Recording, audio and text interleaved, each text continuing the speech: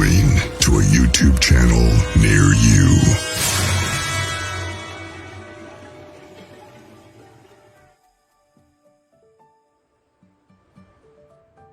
Well, good evening, everybody. Welcome to another edition. Nice to have you there. Good afternoon, Mary. How are you doing?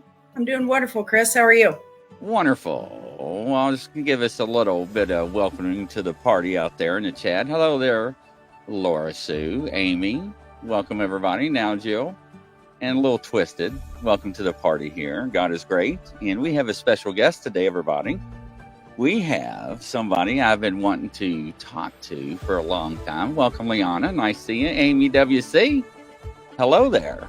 So let's welcome Archbishop Ronald Enright. Hello there, kind sir. Welcome to the show. How are you doing today? I'm doing just fantastic. How about you guys?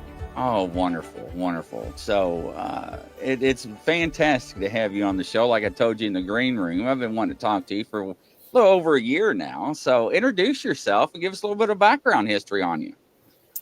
Well, I'm Archbishop Ronald File Enright. I'm an exorcist, chief exorcist to an organization that I had founded and created back in the 1982, which is like a long time ago. Most of you haven't even been born yet, I'm sure. We're part of the Catholic faith. What we do is we go out and we answer the calls to individuals who have issues and problems with the demonic, with diabolical situations. And there's quite a few requests that come in almost daily.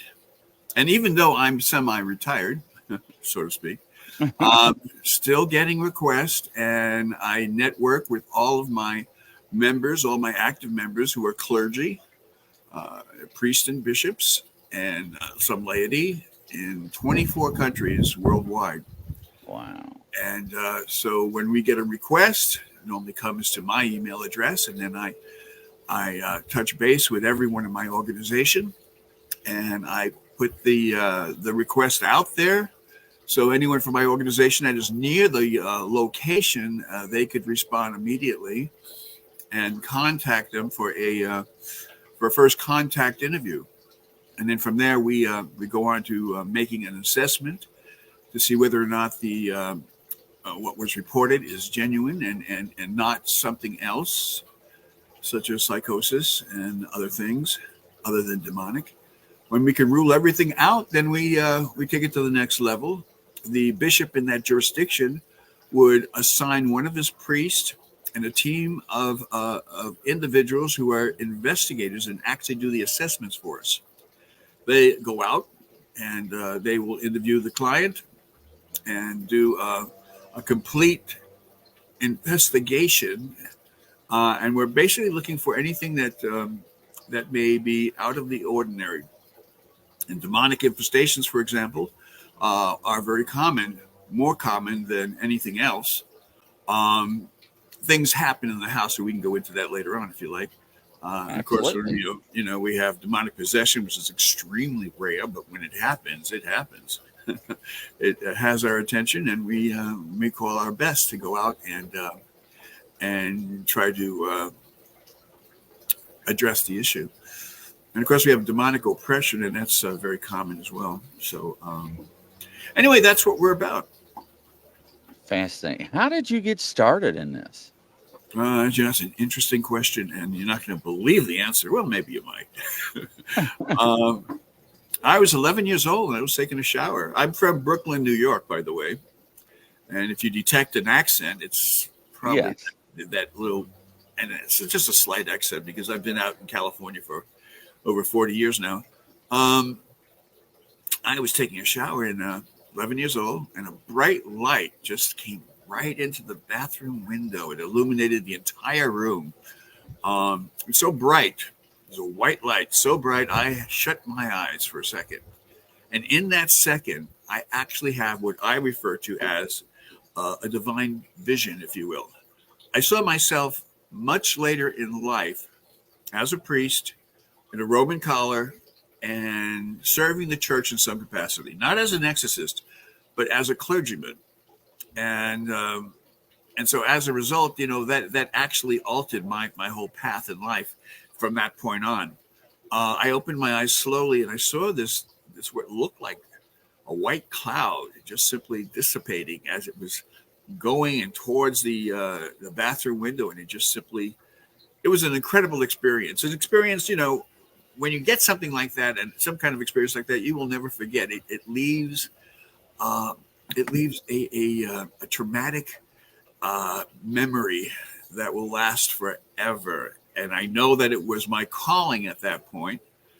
And when a person has a calling to do this kind of ministry, it has to start with a supernatural event. That was mine way back when.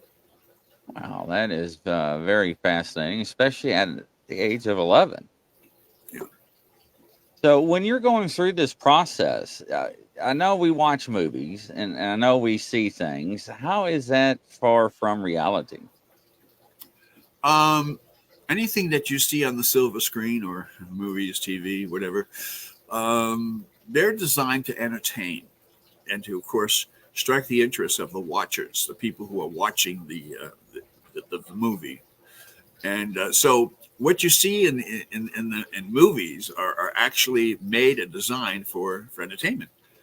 They will hit all the high points, but they won't include all the little details that may go on, such as the actual assessment.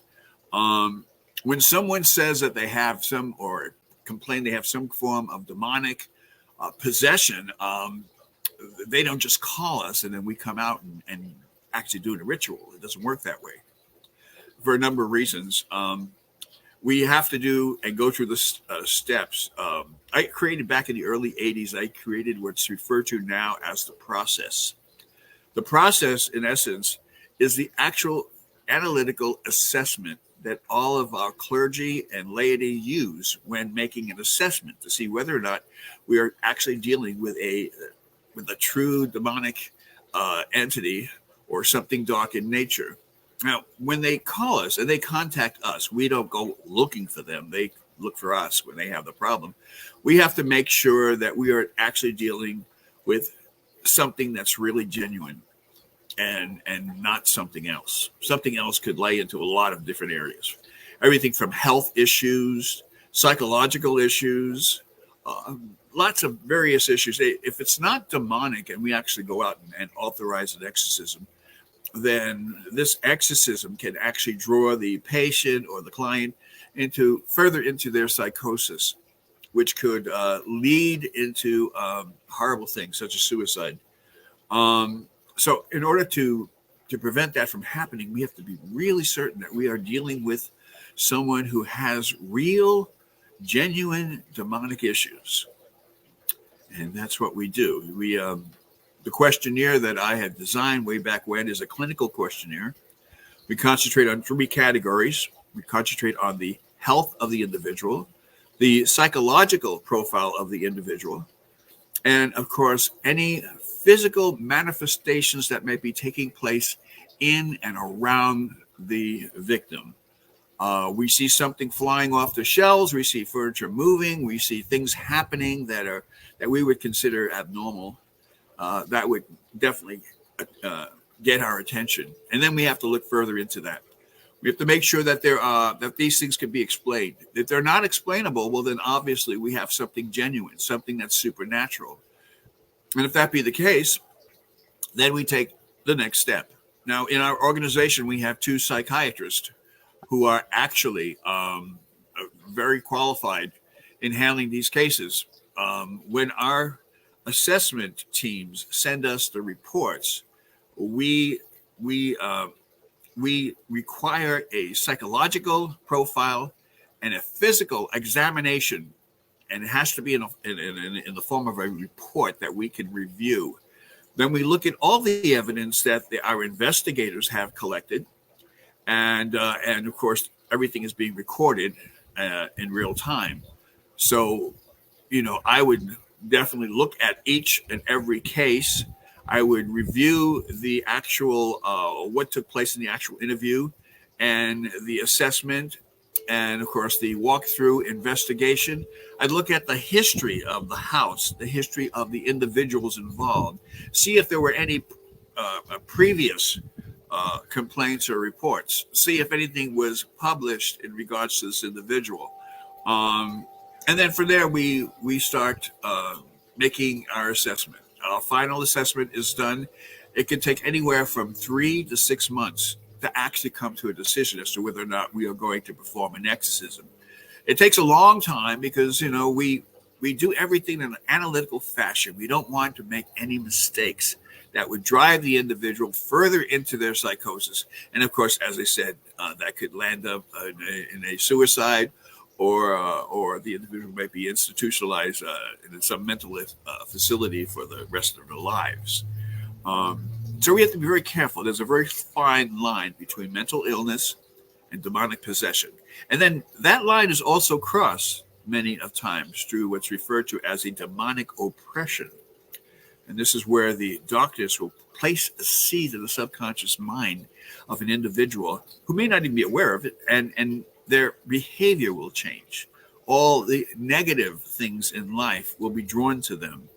And they could perhaps maybe even become start engaging in things like self-mutilation, could wind up in other things. I look at serial killers that we know, there's so many serial killers throughout history. And I look at each of them and I say to myself, how many of these people were actually influenced by the darkness? And I've come to the conclusion that I believe all of them have been touched by the darkness. I don't believe God would create something dark within us. God gives us the choice and to choose what path we follow in life. And because of that, there are so many things that rule the world that are in darkness. And this world is very dark. Yeah, absolutely. Mary, would you like to chime in? That was very interesting. I totally agree with that. There is a lot that is definitely played on, and people can just end up manifesting that themselves by thoughts. But there are demonic, and I'm glad that you guys do an assessment because it does get very dangerous for people if you try to cast out something and they're not ready. Yeah. Very, very dangerous for people. What's fascinating, though, is that I know the process is long, just like you stated. But what do you do with the cases that people claim they are and they're really not, and they just want attention? Do you all refer those out to somebody else? Yes, we do. And part of the assessment is to make it clear as to what we're actually dealing with. If it's a person that has personal needs, just wants attention, or maybe some kind of psychosis, a chemical imbalance, that will come out as we do our assessment. And if that be the case, then we would refer them, if it's other than demonic, we would refer them to social services or the mental health services in their county.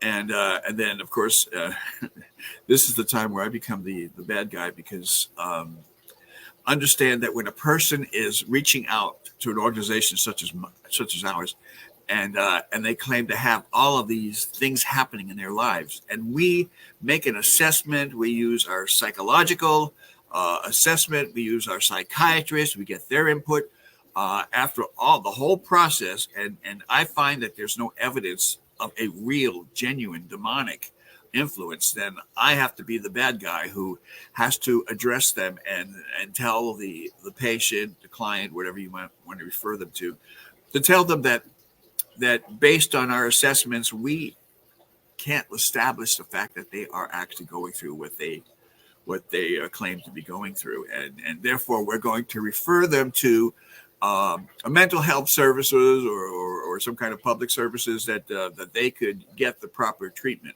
Now, when a person hears that, okay, and understand, okay, these individuals, they're invested in their emotions, they're invested in what they see and their perception, and whether or not it may be so far from what's actually happening. It's very hard to hear when a person tells you, I'm sorry, but there's really nothing wrong with you in regards to a demonic influence. Now, this is a good thing. This isn't a bad thing. Nobody wants to have a demonic issue Right. trailing in their lives. But, again, you have different personalities that feel that, that they want to enhance the illusion and somehow justify everything that they feel they're witnessing, justify it and making it into something that is part of a reality, not their reality, but everyone's reality. Unfortunately, it doesn't work that way. The assessment is extremely important. We never, ever do a ritual unless we have an assessment done, because the background of the individual is extremely important, as well as the people who share the household, because we've had many cases. Let me backtrack, not many cases, but we've had some cases where one of the family members were actually pranking the individual who called us for help, Wow. who lives in that. And that's really so evil. Right. So, I mean, because, it not only, it's not a matter of wasting our time, because this is what we do. We have to make assessments, no matter how much time it takes on our behalf. We do everything free of charge. We never charge for anything we do. We feel like, and our faith base tells us that what we have received in regards to discernment, it was freely given, and therefore any gifts that we have should be freely received. We have to make sure that they understand that we're not doing this for money. Any person that claim, and there's a lot of charlatans, as you know, any person who is out there presenting themselves as an exorcist, and if they say, well, okay, we can help you, but it's going to cost you a certain amount of dollars, okay, for us to do this, that, and this, I would suggest you run fast to the nearest exit, because you don't want a person to lead you on, and a person Right. who has intentions of self-gain and has no alliance to your physical and spiritual being. So you have to be extremely careful. No, absolutely. Everybody's saying out here in the chat, God bless you and God bless for what you're doing and in your services. Some of the stuff you've seen has got to be unfathomable in your career. Can you cover some of that or give us some examples?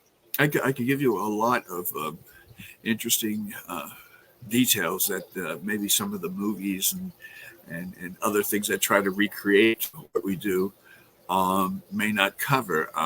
There are things that happen to the individual who is truly demonic, has a demonic influence. When it comes to the physical, their physical appearance can change drastically. Their hair color could change, their eye color could change, their texture, skin texture will kind of actually change. Their temperature, body temperature would change drastically.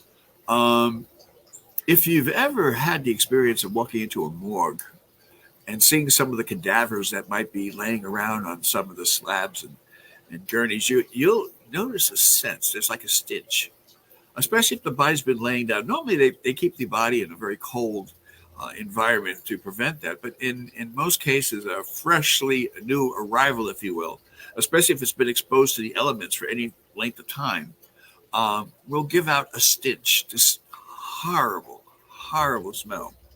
So much so that the law enforcement agencies, the various departments that take care of the crime scenes and so on, they always put some kind of substance under the nose, because the stench is so strong that it's almost undescribable. I would say that it's more gross than and this does sound a little bit. I hope your audience is at least a GP rating. Yes, absolutely. It's very spiritual as well. I should have said that in the very beginning, because a lot of the stuff is very, very graphic.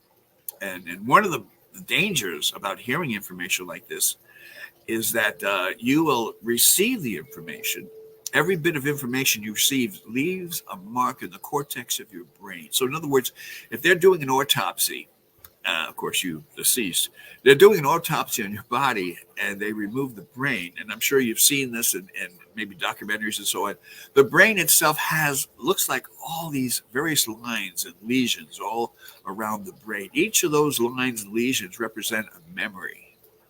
So every time you see something, whether you're conscious or not of the fact that you're actually viewing something, it will actually leave a permanent mark on the cortex of your brain. Interesting. Yes. Okay, after saying that, I will say this, that the details that you don't see portrayed on the silver screen is because a lot of the stuff does not come out because it's too traumatic. It's something that, see, God has created us with a wonderful brain, and this brain of ours, we have a built-in defense mechanism. Anything that we see that is of a negative nature, or anything that we see that might be a very traumatic type of scenario, our brain is equipped to actually protect us from that memory, from that traumatic memory, by repressing the memory deep into the subconscious mind. You don't even remember the episode because it was so traumatic, and your brain is actually preserving your well-being. And so we have a fantastic instrument that God has given us. It's called our body. It's the biggest organ that we have. And it covers and protects us. It's supposed to anyway. But the brain does its job by protecting us from horrible experiences.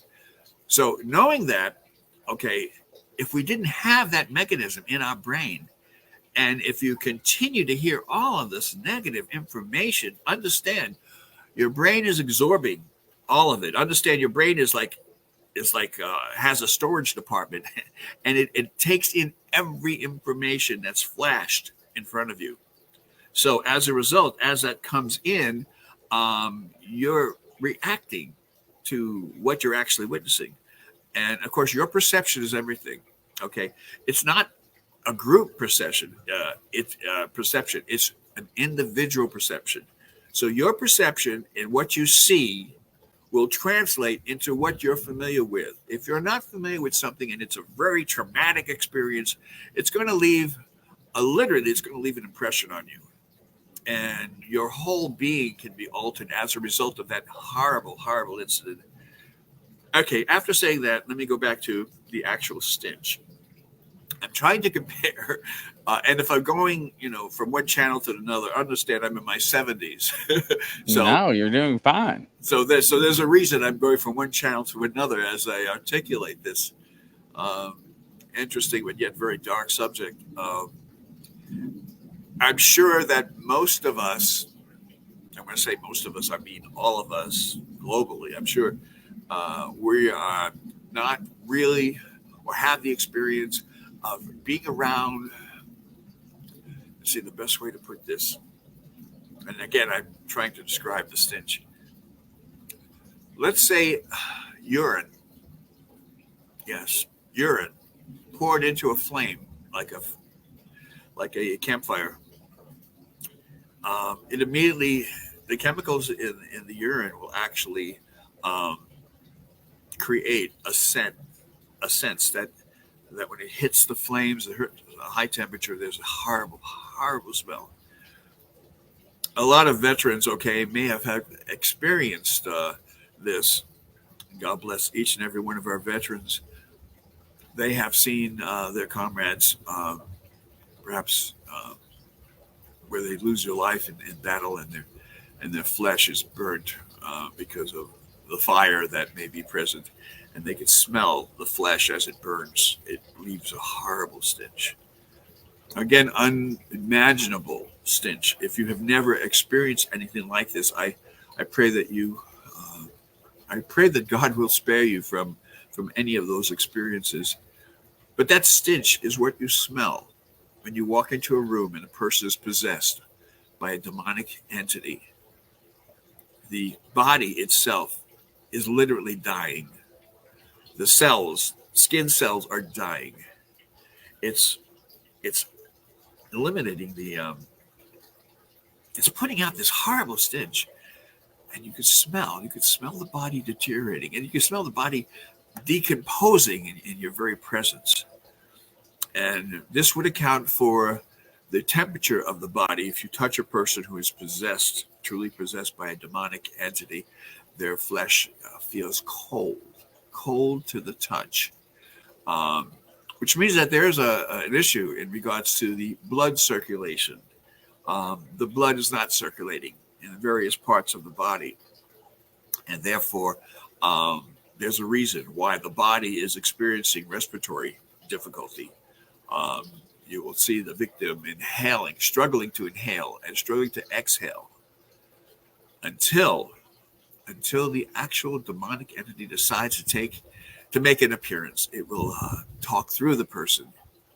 The person is conscious of the fact as to what's going on, but has no control over the body. The body is actually being dictated by the personality of the demon. I believe, and this is my belief system here, where and of course I created a program. It's just an online program for clergy and investigators if they want to know more about profiling a demonic, but not a demonic behavior. Then they should look up my online course. And this course was designed for clergy and investigators, truly professionals. And I'm not talking about people that think this is a hobby. It's not. We're talking about real life. We're talking about people that actually die in the process, if not done properly. And those individuals who claim to be appointed as an exorcist, they have to have the calling from God. If not, they put themselves and the person that they're trying to help into deep danger. And the darkness sees everything that you're doing, knows everything about you, knows about your past, even knows about your future. You have to understand, demons, angels, and God have one thing in common, and that is all of them are outside time and space, which means that the time that we're experiencing it's confining to our very existence as we walk the planet. But spirits, demons, angels, God they have no restrictions. They can go from one second to another. They could exist 1 second to another, which could represent centuries of our time. They can go in and out of time. Demons have been around from the beginning of time. And if we have, I don't know how much time we have, I could go into the story about the whole thing. Yeah, absolutely. Absolutely. Okay, we have time. Okay, this all happened way back when. Don't ask me when, because I wasn't there. But according to the scriptures, it tells us a fantastic story. It's interesting. One of the most interesting and fascinating books you'll ever read will be the Bible. In the Bible, there's a series of events that took place and that have been recorded. And I'll tell you about the word formation after that. Let me finish this train of thought, if you will. God is the creator of everything. He created all things. God is in heaven. God has created angels. And the angels are there, and they all have a reason, a purpose for being created. They all have a mission, if you will, and they have to basically perform this mission. In heaven, there are archangels. And then God had a favorite angel, a favorite archangel that he thought was just his favorite. Beautiful, talented, gifted. Oh, just everything. As this light just shined from this very special angel, and God loved this angel so much. Unfortunately, the angels also have awareness, and they also know, and they know everything in regards to what happens outside time or space in heaven. And since they also know that this one particular angel that God loved so much said, I know that I'm the favorite, and I have power over all the angels. You know, I think I want to be God. In fact, I am just like God. And as a result, God saw this and said, we can't have this. And the angel's name was Lucifer. We know him as Lucifer. And Lucifer, he was so much into himself and how wonderful and beautiful he knows God had placed the favor upon him. And as a result, Lucifer was so proud God could have this kind of angel, especially an archangel, in his presence. So God literally threw him out of what some people might call paradise. And I think place is probably paradise because God lives there. Threw Lucifer out of the angels. According to the scripture, 1/3 of the angels followed Lucifer, and they too were thrown out of heaven. Those fallen angels, as we also refer to, are now what we refer to at present time as demons. Demons are fallen angels. Demons were with God at the very beginning, and so was Lucifer. And in the very beginning, when all of this happened, there was a battle that took place, and Lucifer was thrown down along with 1/3 of the angels. So all the fallen angels are down. They are angry. They were so angry and wanted to get back at the Creator. They wanted to hurt the Creator as much as they possibly can. It was quite obvious that they didn't have the power that God has, because God is the creator of all things. But they were so angry that they wanted to just simply hurt him as much as they can. So what do you think they did? They decided to go to war with God's creations, mankind. Mankind, we fall in that category. God loves each and every one of us and created us with that love and with compassion and with so many talents and gifts. So Satan, who is now referred to as Satan, Satan is and was Lucifer. Satan has been in a war from the beginning of time with God, trying to hurt God by hurting his beloved creations, us humans. So what the demonic has done, and as we know, at least most of us are aware as to what's actually going on in this world of ours, those of us who have been attacked by supernatural energies, negative energies, the demonic, if you will, darkness, they have felt the pain in their life.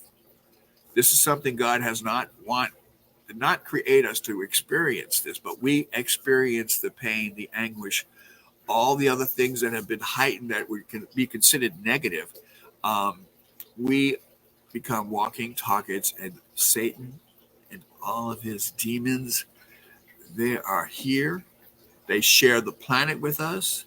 God gave dominion over everything to Satan. Satan is in charge of the entire world. He's the God of this world. He has so much power, and he knows us inside and out. He knows each of us as God knows us. Remember, he is out of time and space. So he knows what you're about. He knows all your weak links. He knows what tempts you. He knows what could throw you further into chaos. He knows all of these things, and they will do their best to hurt God by hurting us. Demonic possession is like the ultimate, but demonic oppression is something that we all have been affected. All of us have been affected by the darkness through demonic oppression. This is where the darkness places like a seed into the mind. This negative seed takes on all the negative things that we experience in life. Everything from substance abuse, everything from jealousy, hurting other people, torturing other people, enjoying it too. All the things that God, that Satan thinks that God is going to be affected, and knows that God will cry every time he sees one of his children go through the torture. Okay, I just explained the whole thing in regards to, and this is all scriptural, by the way, and Revelations will tell you this in detail. I told you the creation, the very beginning, time and space, outside time and space, and I'm telling you all of these things. And I hope you keep these things in mind because I'm going to share a story with you, which you might find interesting. If we have time. Yeah, absolutely. Okay, time is always an issue for everyone, and as you get older, time becomes more and more precious. Yes. Our time on this speck that's floats in the universe, it's our existence is just a flash, and so we don't really have too much. So I'm going to try to talk as fast as I can before it's time for me to go. Okay. I am in front of my computer. This happened a few years ago. I'm in front of my computer. I have a very large screen on my computer. It's funny. The older you get, you tend to need things that are larger, Right. especially if you want to see everything. You don't want to miss anything. So I have a large screen, and so I'm looking at my screen and I'm receiving reports from my people from around the world, and they're asking for my input. I will get messages from bishops or priests. I'll even get messages from various things, various individuals who are working on behalf of a jurisdiction in regards to doing assessment. So I've been getting all of these things. I received an evaluation that was done a month ago, 1 month ago. Now, try to follow this if you would. I received the disc, the link to the actual interview. Our investigators go in, they do their investigation. Everything's caught on film, on camera that's recorded. And I received a copy of that. And then they may have questions. And so I'm looking at this one particular case. Now, this case came from the Philippines, on the other side of the world. I love this technology too. It's fantastic. Right. It makes what we do so much easier. So I received this case, and so I'm looking at the interview, the first contact interview, and they're going through the questionnaire. Okay, in regards to do I have any history of psychological history in regards to psychological problems, personalities, and things like that. So the investigator, the lead investigator, is writing these things down, and it's being filmed, it's being recorded. So I'm watching this intensely, and I noticed this little fuzzy black thing at the end of the screen. It got my attention. At first, I totally ignored it because I figured maybe it was just a dust particle that was caught, in the recording. But this little fuzz thing started moving from the right side of the screen and slowly moving to the center of my point of vision and to the left. And again, I just dismissed it, figured it's some kind of technical issue. And then the fuzz thing came back again and went across the screen. It did get my attention for a moment, but, I just disregarded the situation. And then it started traveling again from the far right side of the screen, and it slowly came to the center of the screen. And I said, what the heck? It's starting to block my vision. I couldn't actually see what's going on in the assessment. So I put my face a little closer to see what's going on. And it appeared that the little fuzz thing started expanding in size and got larger and larger. And then it was about as large as a softball. Okay. It was like that big. And I'm looking at it and I'm going, what the heck is this? And at that split second, I felt a power of energy come out of the screen, pushed me back. Now, my chair has wheels, okay? So I pushed me back 3 or 4 feet, and I'm like in a state of shock, trying to figure out, okay, now, what just took place? So I'm trying to figure out what took place just then and there. And then it came to me. This is what was my conclusion as a result of that particular experience.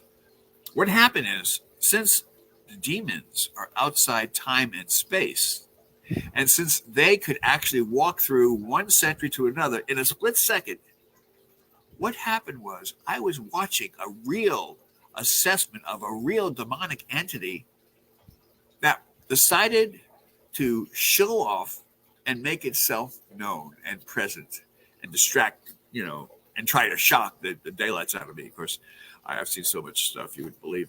Very few things shock me these days. But I looked at it, and as I was looking at it, it was in real time. The demonic was actually traveling through 30 days. That when this was all created, the recording was created 30 days ago, it came out of that time restriction that we're under, and through the presence of the absence of time and space, it just traveled through and decided to make a call on me and to let me know, hey, I'm watching you. You're watching me. I'm watching you.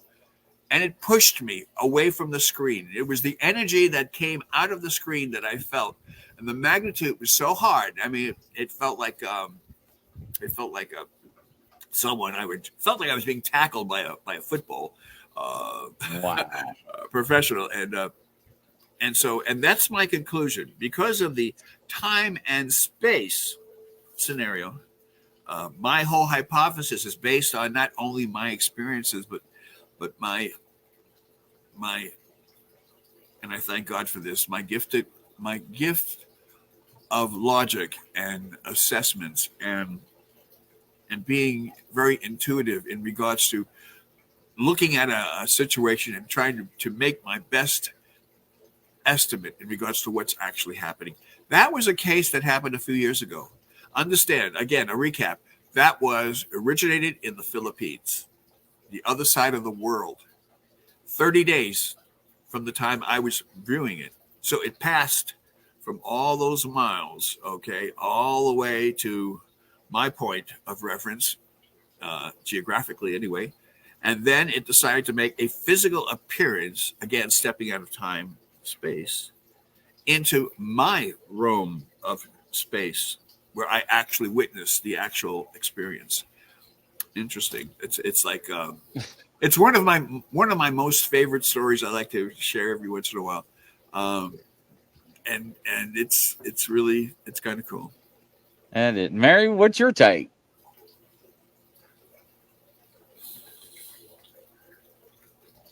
Well, it's really interesting, Ron. When you're doing all this, like when they're starting to train you guys, and do you guys ever see, like when you're going into it, and I know like with the process where you're saying you're being logical and analytical of whether they need the exorcism or not, does when you guys go in, does God ever like open up your guys' spiritual eye and you actually see what you're dealing with and actually got to view it? Yes. Can you Again, I'd love to hear some about that. Okay, well, again, this is something you won't see in the movies. Okay, this is hard to recreate per se. Mm-hmm. You have to actually experience, the actual time and place. But yeah, I've been called, and this is a long time ago. This is like 45 years ago. It's a long time ago. I was a young priest, and this was in Long Beach, California. I was called by our church to investigate, and this is before the process. This is before I created the process. Okay, so we do everything. I would do it like a real quick preliminary to see whether or not what's going on. But we got a request, and it wasn't for an exorcism. It was for a house blessing. Well, and a house blessing is pretty much like an exorcism. It is a kind of a form of exorcism. But it was a house blessing. So I was called to do a house blessing. So at the time, I was living in Los Angeles. I had to travel to Long Beach, which was a distance away. Finally got there, and I was all prepared. And it just so happens, and these things always seem to happen when the sun goes down. It's always at night. I hate that part. Even worse, I hate when it starts raining and you have to do this, because then you have all the elements you got to deal with. You got the rain, you got the lighting is terrible. Anyway, I approached the address. It took me forever to find it. I finally found it. Interesting. It was an apartment building. Now in Los Angeles, this is in Los Angeles, which is part of Long Beach, or Long Beach is part of Los Angeles. The buildings are very old. There are certain parts of the city where the buildings are super, super old. This was an apartment building that was over 100 years old. And it wasn't well kept. And it was in a building that accommodated about 200 units, 200 families lived in this dark and dingy neighborhood. And as I approached the building, there was a street light like right up against the building, which is very unusual. Normally it's on the sidewalk or it's further away, but this was right up against the building, and the light started flickering on and off. And people that are familiar with or had experiences in the supernatural, they know that certain things happen when there's a spiritual presence. The electrical flow, okay, that operates our devices start flickering. If it's a light bulb, the light bulb will start flickering, meaning that there's not an even electricity current is not, it's not consistent. There's something that's interfering with the current, and so the bulb starts flashing. So the street lamp started flashing. So the only thing I saw was the building, the front of the building, and a flashing night light, street light, which was just literally almost right up against the building, which is very unusual. I walked into the building, and I'm trying not to leave anything out because this is a really good story. Before entering the building, I saw a crowd of people outside, and there was a lot of people.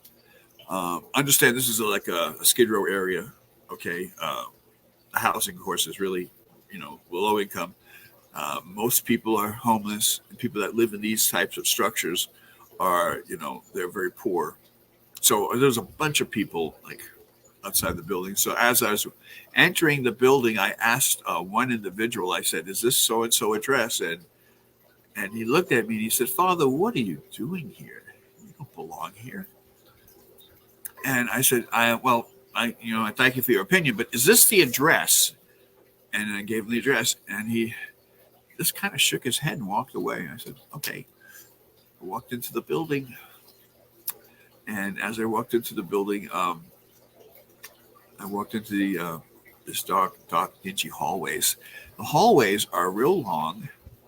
The apartments, some of them have bathrooms, some of them don't. Majority of them don't have bathrooms. The bathrooms are all in the hallway. So as I walked through, I started noticing dark shadows on the walls, on both sides of the walls. It's so what? Shadows. The place was dingy. It was dark enough, but the shadows were pretty dark as well. And I saw them traveling. I heard a lot of noise coming from this one apartment, and wouldn't you know, that was the apartment I had to show up in. I knocked on the door, and then they opened the door, and the mother came. She's the one that opened the door, and she was crying, and she was like, there's a lot of people in the room, in their parlor, like living room. Most neighbors, family members, they were all in this one big room. So the mother opened the door, and she was crying, and she's saying, "We've been waiting all day. We were waiting for the church to send us somebody all day. Please, this way, come this way." So she literally dragged me, pulled my arm, and she led me to a room.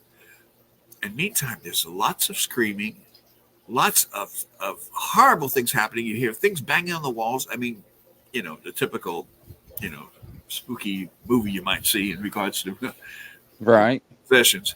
I opened the door, and unbelievable. As soon as they opened the door, all the noise and the banging and the screaming and the crying, it all stopped immediately. It's like I turned the channel, and the entire environment changed. It was quiet. All the sounds that were coming out of the room were not happening. You could hear a pin drop throughout the whole apartment. Extremely strange. It was just as I turned the knob to go in, that's what happened. It's just like silence. I walked in, and then I saw, as soon as I looked around, and I said, "Oh my gosh, this is not a house blessing. They're asking for an exorcism." And I'm going, and I'm saying to myself, because understand, okay, I'm a young priest, and my training, has come back, in the mid 70s. And my mentor is a bishop who was an exorcist for many decades. And he was my mentor, and I was his assistant. And I had 4 years of training as his assistant. When you do a ritual of exorcism, we read the Roman ritual, you turn the pages, and then there's a response that the second priest would read as the exorcist performs the actual ritual. So I was the second priest that would read the response.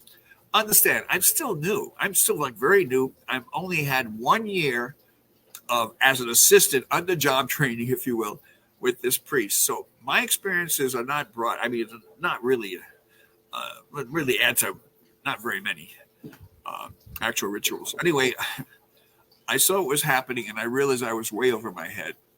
I needed an exorcist to actually take lead on this because I was just the second priest. And so I excused myself, and I very quickly, I didn't run out, but I kind of quickly walked out pretty fast. Mm-hmm. Went outside the apartment, and in those days, they didn't have cell phones. We had these little things on the side, pages, and even then that came a little later too. We had these things that, it's hard to describe. It's like it's an aluminum box, and it stands up, and you see these big phones. They're called public phones, public pay phones. You don't see them anymore. They're very rare. Like I said, I guess I'm an old dinosaur. Okay? But anyway, I pulled the phone out and I started to call my church jurisdiction to find out if they could send somebody, an exorcist, to come out and take the lead on this because I'm not really qualified. And the church secretary said, "There's no one here, and we have no one to send. You're going to have to do the best you can yourself, and try to help them as much as you can." And I'm going, my God, I'm not really qualified to do this, but I said, okay. So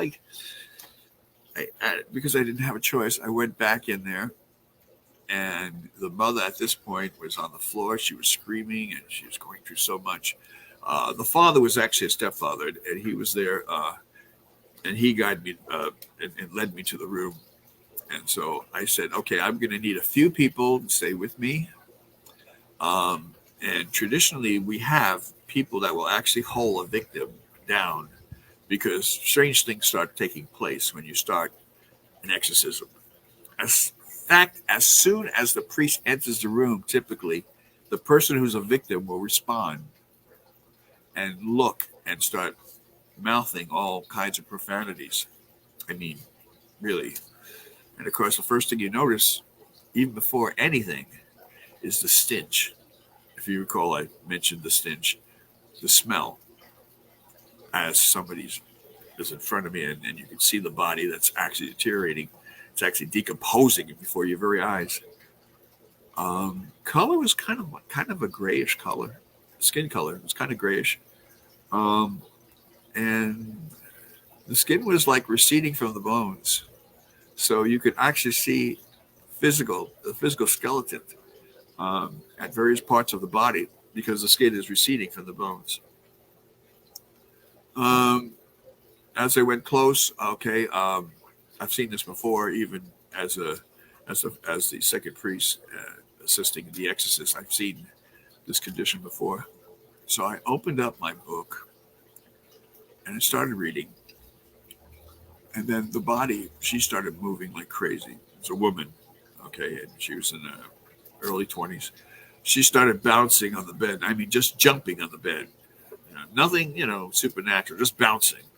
But every time she bounced, you could hear the snap, crackle, pop in her joints. Every movement she made, this crack, snack, this popping sound, cracking sound, was so loud that it was very, very disruptive, at least to me, and in terms of my concentration. And so at the very first round, I said, let's take a little break. And it was about a half an hour in. And so I left the room again. I went to the phone and I wanted to call the church office and find out if anyone's called in that they could send to assist me. So the second time I went out the building and used the phone. The finally got to church, and the church secretary says, "No, there's still no one available right now. Everyone's out." I'm saying, "Oh, great." So she gave me some words of encouragement, like "You're on your own," and I just Wow. left, and I went back into the building and into the room. At this point, the father was on the floor. He was wearing a shirt. All the buttons of the shirt were popped open. And he was literally sitting on the floor. And he looked like he was out cold. The mother is screaming and she's jumping up and down, up and down. There's at least 6 neighbors in the room. They're trying to be helpful. And so they were like crying, and which is not helpful at all. But again, they were praying, and they were, good ideas and good, nice, warm feelings were there.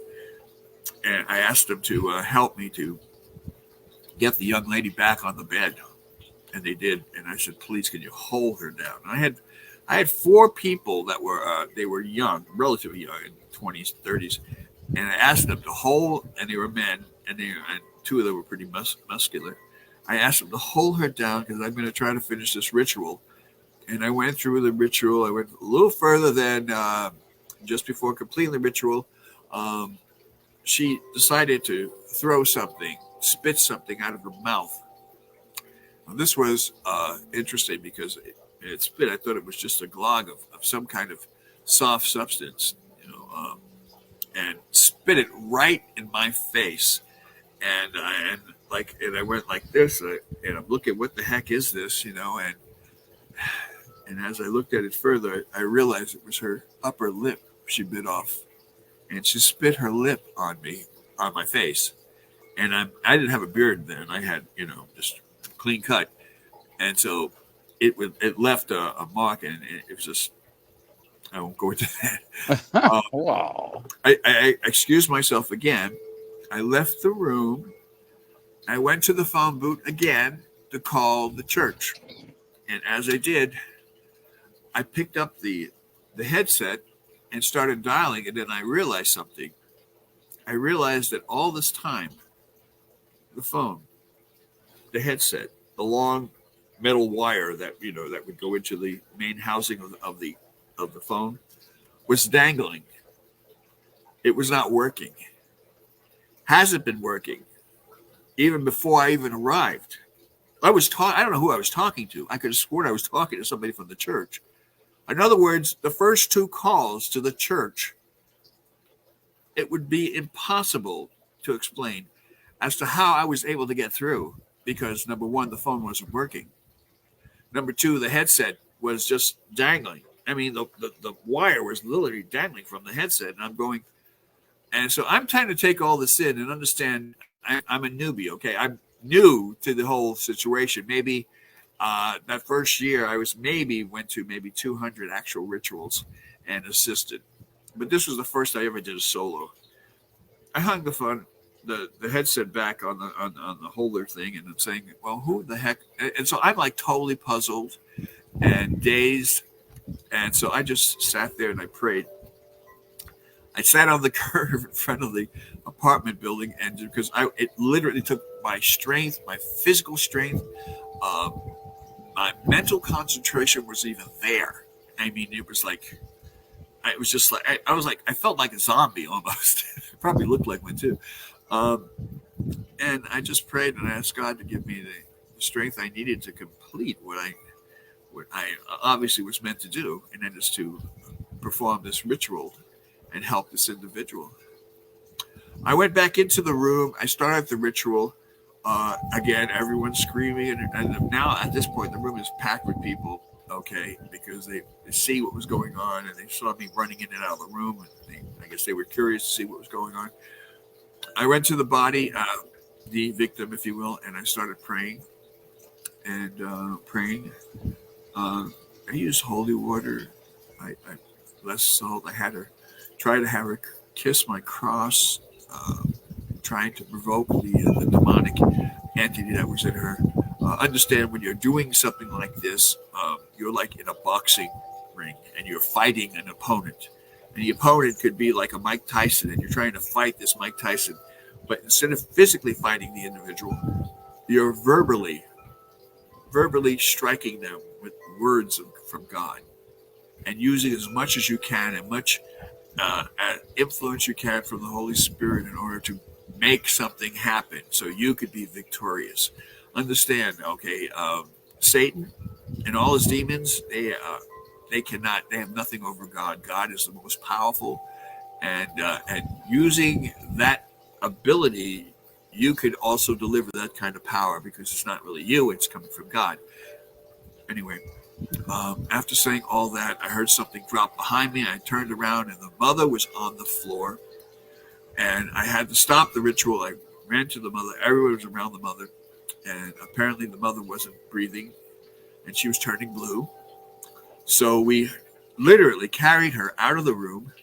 Okay. And again, one of the neighbors had an actual line, a landline, and they called, 911.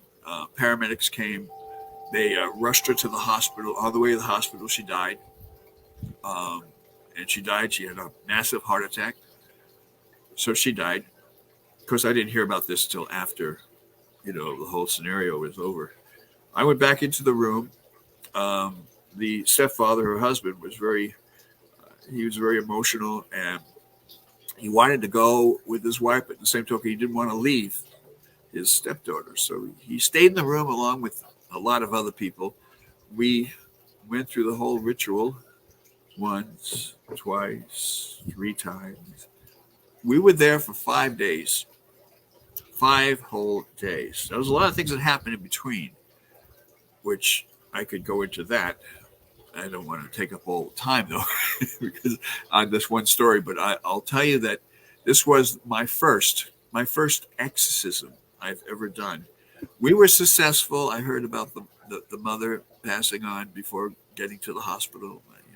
She was en route to a general hospital in Los Angeles. And I was like, we came back to the church office and realized that, you know what, there were quite a few people that were still at the church. They could have sent.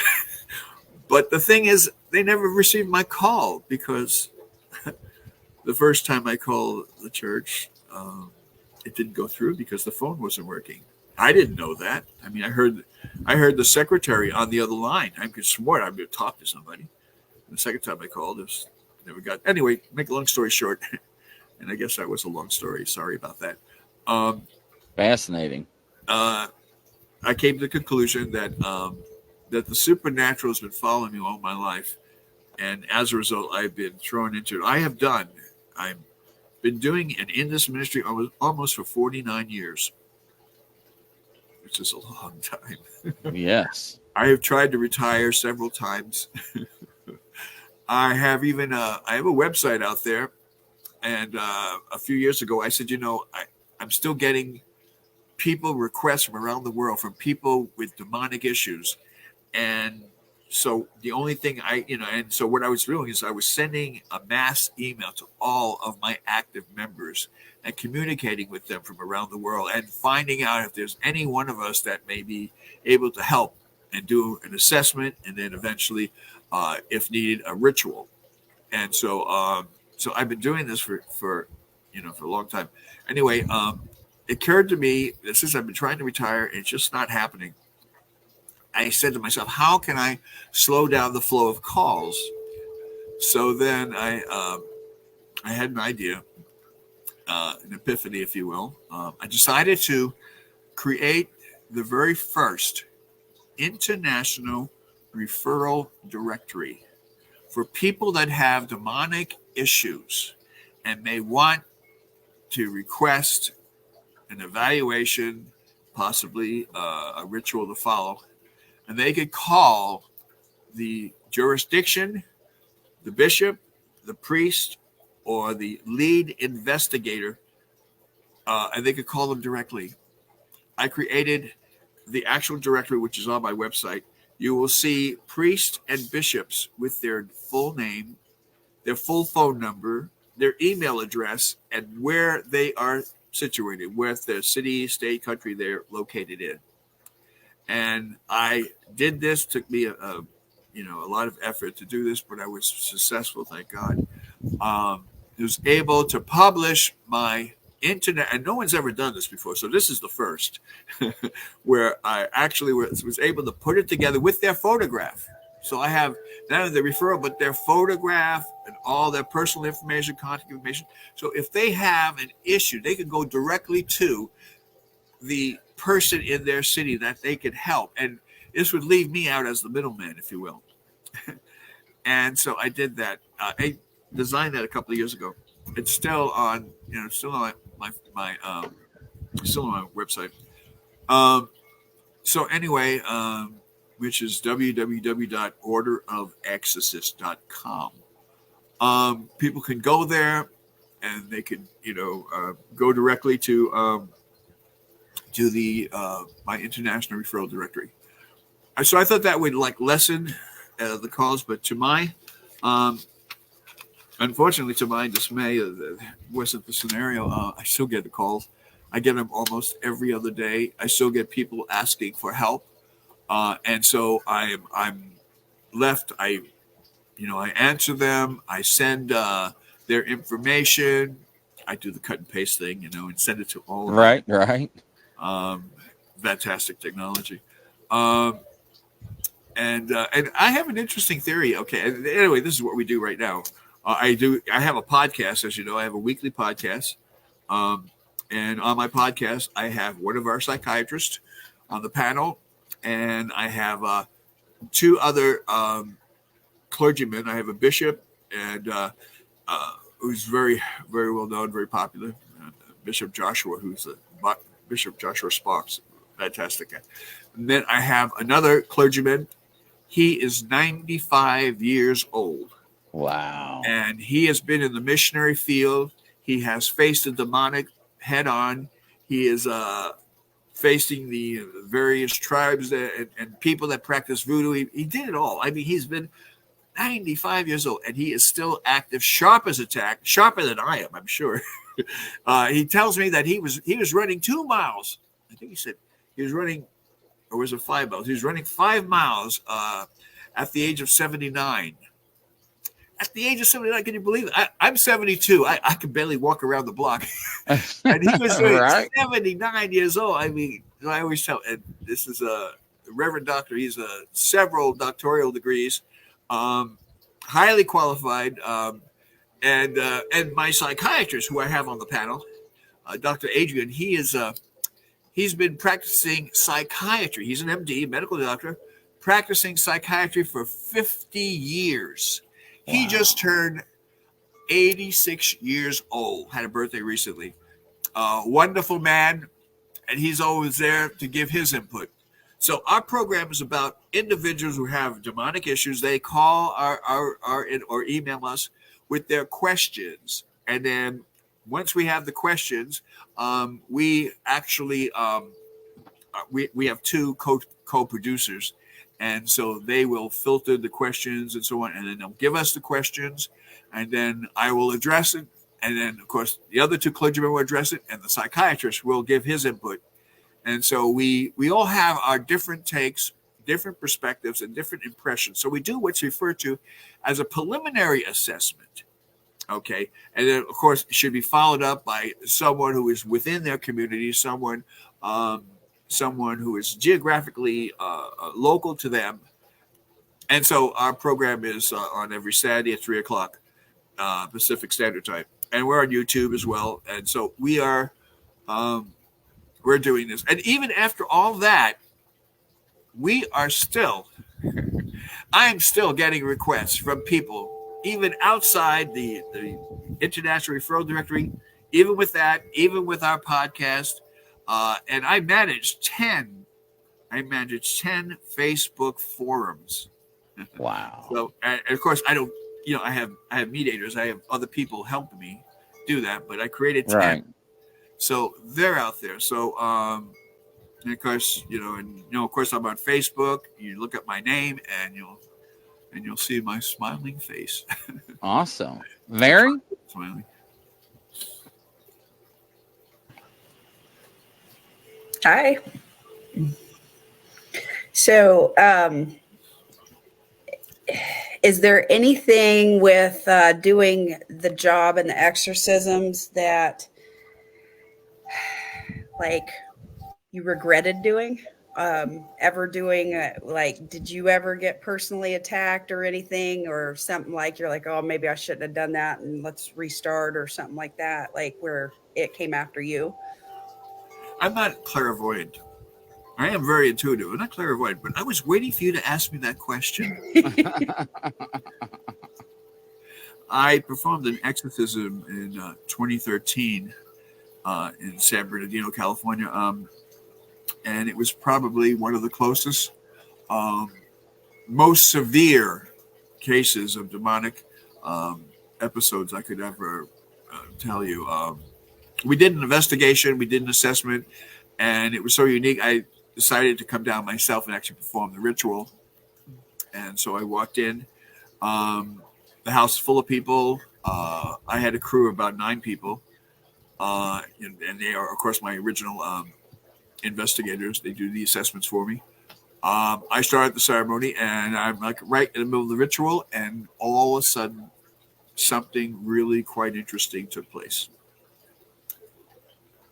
Out of nowhere, I felt 3, not 1 or 2, but 3 major strikes on my left side of my body, my left rib cage. It felt like a 2x4. Someone actually taking a full swing and hitting me on the left side of my rib cage. It literally took my breath away. The pain was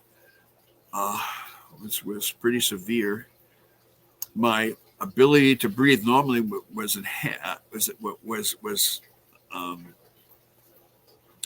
it was blocked because of what actually took place.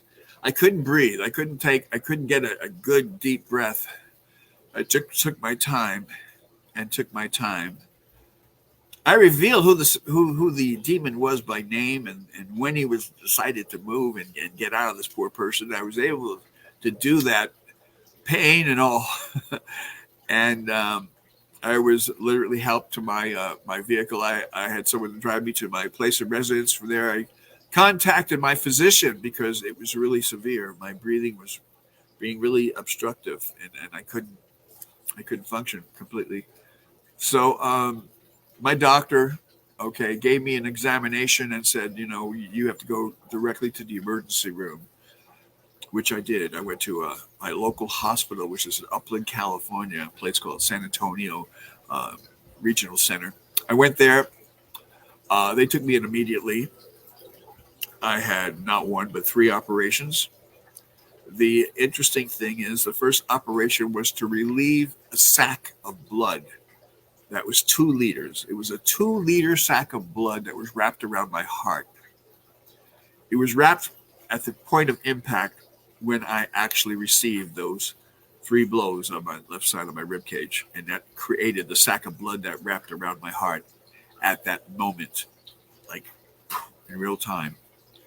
They drained the blood out of the sack. Interesting procedure. Very interesting. I was in that donut, that they normally give the MRI scans. They performed the surgery while I was in that donut so they could see everything that was going on. To this day, the physicians, they have no idea as to how I succumbed to that condition. Given the facts that took place, they just were totally out of it. They had no idea. While I was there, I had 2 other operations. I was in the hospital for 30 days. I almost died. I came very close to death. But obviously it didn't happen. Otherwise, You'd be talking to a ghost. Right. But I'm not a ghost. I'm a real person. And that was probably the most. I wrote an article about it. It was probably one of the most interesting things that brought me to that point where I almost lost my life. There was one other time, but was not as dramatic as that one. I believe. And this is my own hypothesis, a person in my profession who lives as long as I have lived and still living, I think. We tend to feel the marks of everything and every ritual that was ever done on individuals who had some kind of demonic issue, especially possession. And we tend to walk away with feeling the pain from each and every ritual that is ever done. As I talk to you now, I have extreme pain in my right rib cage. It feels like a muscle spasm. I have them constantly throughout my body, and it moves from one section of my body to the other. My head. If I do this, I could feel a bruise on the side of my head. I had something slam into my head while I was doing one of these rituals, and I've recovered, but I still feel the pain. I can barely walk these days. If I walk any long distance, I need a cane. I walk maybe about a block. I could probably walk about a block without my hips going out on me. The physical pain is unbelievable, and all of these pains and all of these symptoms are from doing a ritual of exorcism, trying to relieve an individual from the most horrible, terrible thing in life that they may be going through. And so we literally, and people that are called to this profession and called by God, and I emphasize that, they are recruited with the expectation that they are willing to throw their lives in front of an individual who's a victim and protect that victim, take the full bulk, the full pounding, the full pain of that victim, and willing to do that in faith and based on their level of faith, and stay with that individual until that individual is relieved from the situation. Now, have we had people that have passed on, as a result of our interaction? Yeah, of course. You don't hear about that either. You never hear about a lot of things I just mentioned because it's too complicated to comprehend. I mean, these things are, and it has nothing to do with intelligence. It's just our human capacity can take in just so much. And beyond that, we are just totally and completely oblivious to all the other elements that are surrounding us. There's a constant battle that goes on in our lives. Let me backtrack a little bit. I want to finish the story about me feeling pain, and I've been feeling pain all my life. I've been doing this for almost 49 years. I've done thousands upon thousands upon thousands of assessments and possession and rituals for possession. I've done this, and the truth be known, worldwide, I've done all of this stuff. And I've trained hundreds of priests and bishops who are training their people, their laity, to do actual assessments in order to do the process correctly and then follow by an evaluation, the final analysis as to whether or not the person truly is possessed or has something else going on in their life. And whatever the case is, we try to refer them to whenever possible. Of course, I say whenever possible because at this point, they're not very cooperative when we tell them there is nothing wrong with them. After saying that, I have to tell you, this happened this month. Within the past 4 weeks, I went to my doctor because the pain that I'm experiencing physically is so severe. I wanted to find out if the medical community, once again, could tell me that they have no understanding as to why I'm succumbing to this pain. I had an MRI done on my brain because of the pain I have on the side of my head. I had them do a scan throughout my entire body. I've taken x-rays, blood tests, even a nerve conduction test. Oh, that's so painful. Oh, but I had all this done this past month. And it's been about 10 days. 10 days ago, my doctor called me and had a face-to-face with me and told me that, we went through all your tests, went through your blood results, all your labs, all x-rays, the MRI scans, and did all this. And based on our readings, we see nothing wrong with you. We see nothing that could explain your symptoms. We have no idea why you're in so much pain. And, they know that I'm not a hypochondriac. They know, maybe because of the way I present myself, I don't know. But they a person that has severe back pain, there's no medical way they could make a medical guess as to why the pain is there if nothing shows up in the x-rays. I have that kind of scenario with my entire body because I know that all the pain that's coming from, it's not coming from my body. It's not coming from my chemical makeup. It's not coming from any trauma, physical trauma I've had in this world. It's all spiritual. And spiritual pains never go away. They never, ever go away. And so this is the price that we have to pay. Everything in life has a price. If you're willing to pay that price, the odds are you're going to be successful if you have God's approval and you do things not for yourself, but for others. And you'd be amazed as to what you could accomplish in this world. I love life. I thank God for my breath. Every morning I wake up, I inhale deeply and I exhale slowly. And I pray that God will continue to remind me of his presence by way of my breath as I inhale deeply and exhale. And the whole process is a reminder that God is always with me. And I'm always walking. And yeah, I have a little bit of pain, so what? But just think of the people that are really suffering. And there are a lot of people in this world that are suffering because of things that can't be explained by the medical community. There's a lot of people that they're going through torture. I mean, talk about life challenges. Life itself is full of challenges, but just think to have the physical pain that cannot be explained by the medical community. That's why people like, I humble myself because I truly am nobody special, and I'm certainly really not worthy to even say this, but there are people that do what I do that are totally blessed by God. And they're able to do what they're doing because it's not on their own accord. They're doing it. They're asking God to give them the ability to do the things that they have to do to help someone from whatever physical scenario, whatever the life crisis is. God's given us that ability, people that have my calling, to give that ability to be helpful. And that's what we do. That's my whole story. Wow. Fabulous. Mary, what do you think?